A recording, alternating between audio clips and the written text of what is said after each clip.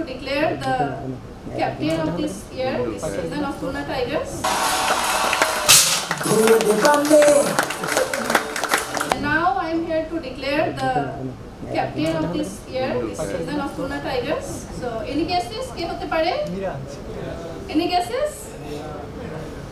So, without much ado, আমি এখন declare করতে যাচ্ছি. So, he is a proven all-rounder of Bangladesh national team. He is a proven match winner, a leader who inspires through action. None other than আমাদের খুলনার ছেলে মেহেদী হাসান মিরাজ.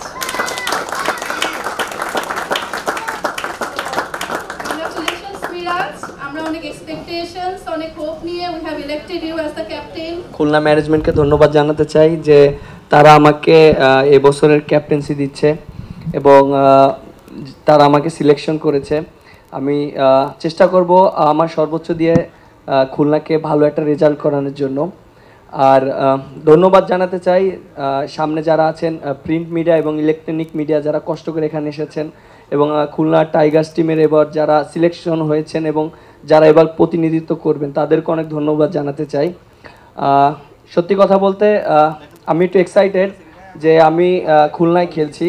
সেই Khulna team যখন 2019 সালে ফার্স্ট টিম করেছিল তখন সেই টিমের আমি একটা পার্ট ছিলাম এবং আমি খেলেছিলাম এবং আমরা খুব ভালো ক্রিকেট খেলেছিলাম এবং আমরা সম্ভবত রানার চাপ হয়েছিলাম, একটুর জন্য আমরা চ্যাম্পিয়ন হতে পারিনি। খুব ইচ্ছা ছিল ওইবার চ্যাম্পিয়ন হব, কারণ আমি কখনো বিপিএলে চ্যাম্পিয়ন হইনি, বাট আনফরচুন হতে পারিনি। বাট এবার আমি আশা করি অবশ্যই খুলনা এবার চ্যাম্পিয়ন হবে, এটা আমার স্বপ্ন এবং আশা করি আমাদের টিমে যে প্লেয়াররা আছে সবাই সেই আশাই করবে যে তারা সেভাবেই খেলবে। আমি প্রথমে আর একটু ধন্যবাদ দিতে চাই যে খুলনা টাইগার্স টিমকে যারা সাপোর্ট করছে, ইউনাইটেড হেলথ কেয়ার তারা আমাদের সাথে আছেন স্পন্সর হিসাবে, তারপরে আমাদের সাথে স্পন্সর হিসাবে আছেন ম্যাডিক্স এবং স্পন্সর হিসাবে আছেন স্প্লেড এবং এমকেএস অলসো।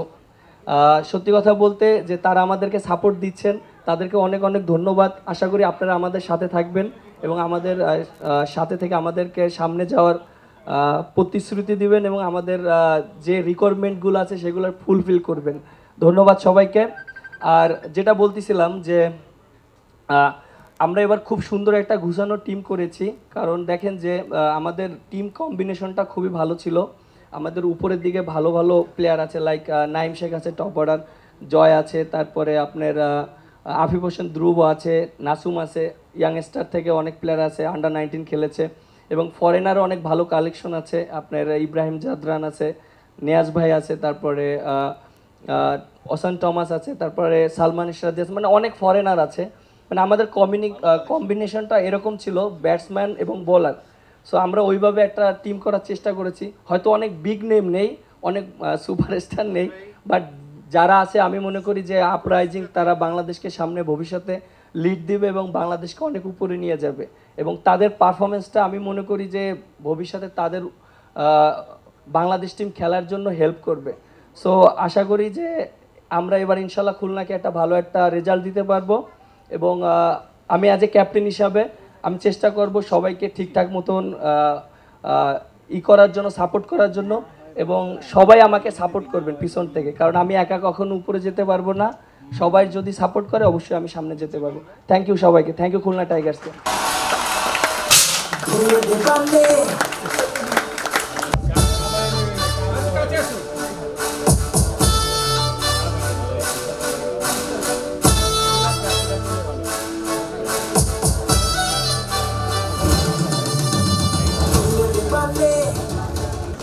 আমাদের খুলনা টাইগার্সের জার্সিতে আমরা দেখছি যে সুন্দরবনের একটা প্রাধান্য দেওয়া হয়েছে, প্র্যাকটিস জার্সিতে আমরা তারুণ্যকে প্রাধান্য দিয়েছি ডিজাইনের ক্ষেত্রে। থ্যাংক ইউ সো মাচ যারা আমাদের সাথে যুক্ত হয়েছেন। আমি আমাদের পুরো টিম, খুলনা টাইগার্স টিম যারা আমাদের সাথে আজকে এই আয়োজনে উপস্থিত আছেন, আমি তাদের সবাইকে মঞ্চে আমন্ত্রণ জানাতে চাই। আমরা ছবি তুলব।